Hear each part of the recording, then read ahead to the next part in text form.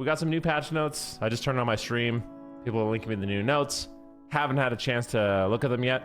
I think I'm going to do these notes a little bit different than I normally do. I'm not going to go through and read everything line by line, but we'll kind of skim through, and if there's anything really big, yeah, if there's anything really big for PvP and stuff, then we'll go over those for sure. Okay. To better facilitate testing for the duration of Undermined, the Cage of Carnage Arena will be set as the only arena map in the pool. So the Cage of Carnage, that is the new arena map. It's going to be the only one on the PTR. I need to check that out. I haven't played it yet. All right, looks like there's some changes to, let's see, the 2-set bonus for Frost Decay. Moonfire, Moonkin Form has been added to the class talent tree. Moonkin Form to class talent tree empowers Restoration Druids to use Convocted Spirits for magical damage, like they can currently use Cat Form for physical damage. Okay, interesting. Fluid Form causes Wrath and Starfire to transform you into Moonkin Form at the end of their cast instead of their starts.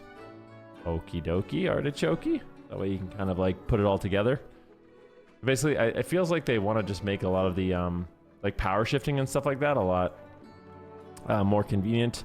Balance Druids now learn Moonkin Form in the class talent tree upon reaching level 10. Light of the Sun has been moved. Okie doke. Making some changes to Evoker Flame Shaper. We haven't really seen many people play Flame Shaper in PvP at all, and I don't know if we will. The utility of the other one is just, for a scaled commander, seems way too good, so I don't know if we're going to end up seeing that. Ebon Might no longer applies to tanks and healers. Holy crap, what? The following change is intended to reduce the defensive power of augmentation in dungeons. Wow. Augmentation has consistently been overperforming and pushing high keys, so we're making Ebon Might only apply to damage dealers. At the same time, we're increasing Ebon Might's effectiveness so that augmentation's damage throughput is increased to make up for the lost utility of buffing tanks and healers. That's crazy. That's a massive change. I bet they're not happy with that. But I think it's probably necessary. I feel like buffing tanks and healers that much seems like it's tough. Close Clutchmates has been re-added. Ebon Might and Breath of Eons are now 25% more effective. This could have ramifications in PvP, by the way.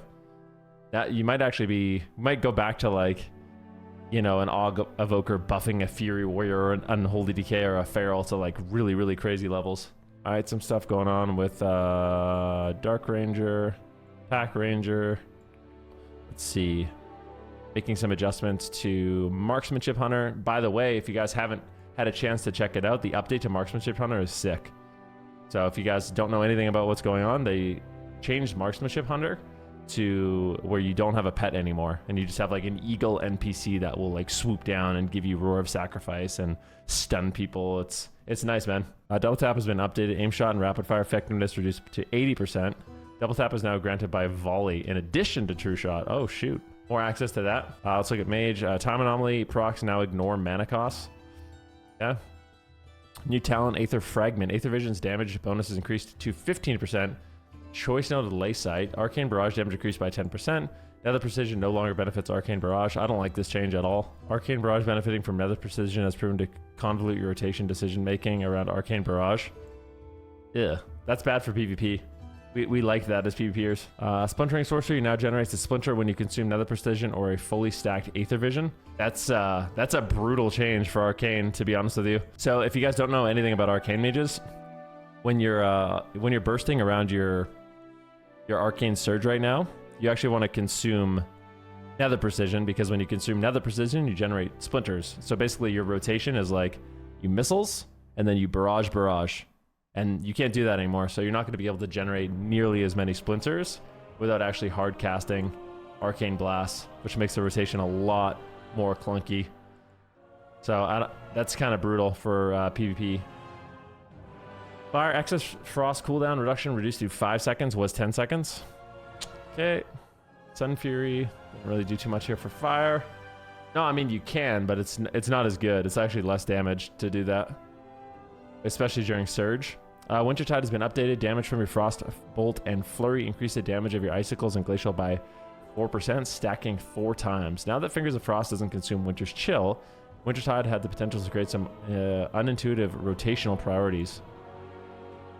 Winter's Chill duration increased to 8 seconds. Fingers of Frost Frozen Orb chance to trigger reduced to 5%. Blizzard damage reduced by 40%. No, Lonely Winter had have had their positions changed on the talent tree. Excess Frost cooldown reduced to 5 seconds. Okay, so they did some stuff here. They buffed Blizzard and then they nerf it. I guess maybe a little bit too much. I'll link you guys these patch notes if you want. So some changes to Mage. Overall, not a huge fan of these Mage changes, for at least a PvP perspective. Jade Bond has been redesigned. Chi Cocoons now apply Enveloping Mist for 4 seconds when they expire or are consumed. Chi-Chi's Gust of Mist healing is increased by 40%, and Yulon's Soothing Breath healing is increased by 500%. These changes to Jade Bond are intended to refocus Chi-Chi into a more powerful cooldown that encourages more rotational uses. We're reducing the baseline cooldown of both Celestials to account for the loss of dynamic cooldown reduction and increase the effectiveness of Chi Cocoons cast by larger cooldown Celestials to make the intentional uses of this longer cooldown feel more immediately impactful. The cooldown of Invoke Chi-Chi, the Red Crane, and Invoke Yulon has been reduced to 2 minutes.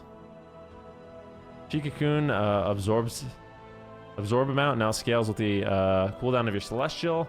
Jade Empowerment now increases Crackling Jade Lightning by 3,000%.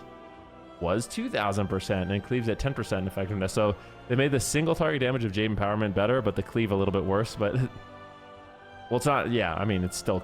This is insane. 3,000%, man. These numbers are just. I feel like they could just buff the. Do you think that there's a world where they could just buff the base amount of damage and then this modifier doesn't have to be so insane? You know, like I feel like it's a lot of extra damage. What do I know? Lotus Infusion healing taken by 10%. I mean, I like this change for the record. Celestial Conduit damage increased by 225%, or yeah, 225%. Heart of the Jade. Okay, so there's tons of changes here. Let's see. I'm getting caught into the. I want to see the PvP changes if there is any. Let me just scroll down and cheat. Is there any? Items. Okay, here we go. Player versus player. Tranquility healing increased by 100% in PvP combat. We'll get to the meat and potatoes. Have we said our goodbyes to Spellslinger Arcane yet? Rip a fun design. I feel like Arcane's going to be way less fun now. Diamond Ice PvP talent duration reduced to 4 seconds. Was 5 seconds. Wow, they nerfed Diamond Ice. What do you guys think about that? It's like Gouge now. It's literally Gouge. I'd love to not have to take it. Yep. Marksmanship improved. A Streamline's effect reduced by 50% in PvP combat. Arcane Familiar damage increased by 250% in PvP combat. Okay. That seems so random. Discipline Trinity PvP talent has been redesigned. Atonement duration increased by 10 seconds. Smite Penance and Void Blast have 30% reduced cast time when you have Atonement or 3 or more people. Aegis of Wrath has been renamed Eternal Barrier and is no longer reduced in PvP combat. This seems really good. This Trinity seems insane. You basically get Bloodlust when you have Atonement on 3 people. At least for your offensive spells. That's pretty insane. Okie doke. Whispering Waves now duplicates 25% of Healing Wave in PvP combat. Okay. Let's see, what else are we looking at here? The initial Shield of Stormwarp Golem Totem is no longer dispellable. Oh, so that... Oh, I can't Kleptomania their steel... I think that's probably a good change. It's a long cooldown. Just dispelling it instantly is kind of goofy. As much as I hate Shamans, I do think that was stupid. So, I think good change. Ascendance now requires a target to cast. Flame Shock and Lava Burst from casting will always hit your primary target. Lava Lash damage increased. Doomwind's damage now scales with Mastery. Voltaic Blaze damage scales with Mastery. Tremor damage increased. Restoration got all healing increase. Acid Rain damage increased. Okay, so some Shaman changes. Let's see here. Priest, Discipline, Aegis of Wrath has been renamed Eternal Barrier and has been updated. No longer decays over time and instead increases the duration of your power shield by 5 seconds and absorption by 20%. No longer reduced in PvP combat. Okie doke. Trickster, Coup de Grace now requires its target to be in melee range. It no longer has a dash component when activated outside of melee range. Retribution Paladin. Hammer of Light now benefits from Undisputed Ruling Judgment. Hammer of Light now benefits from Stacks of Crusade. Lightsmith Tempered in Battle. Sacred Weapons health redistribution may only happen 1 per cast. That is a giga nerf. Born Good is just rolling over in his grave right now.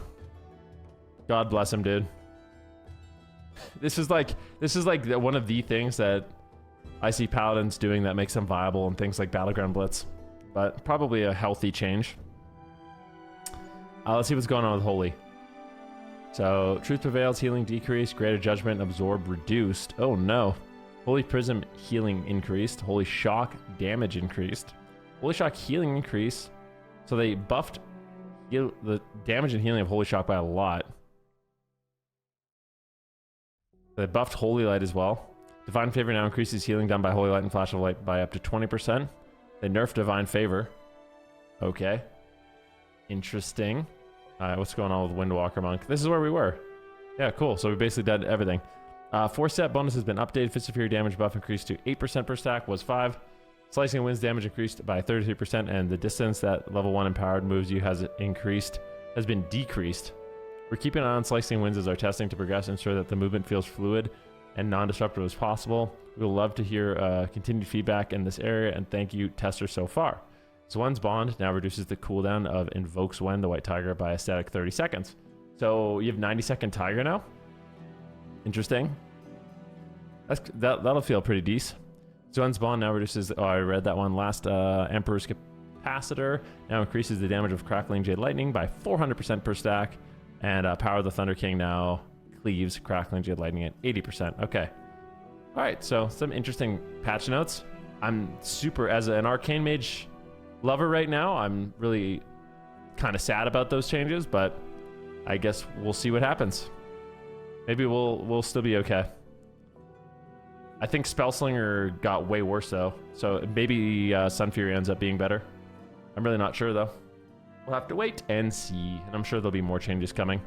And we also need to test the new arena. That'll be fun. But yeah, the changes keep coming. Pog.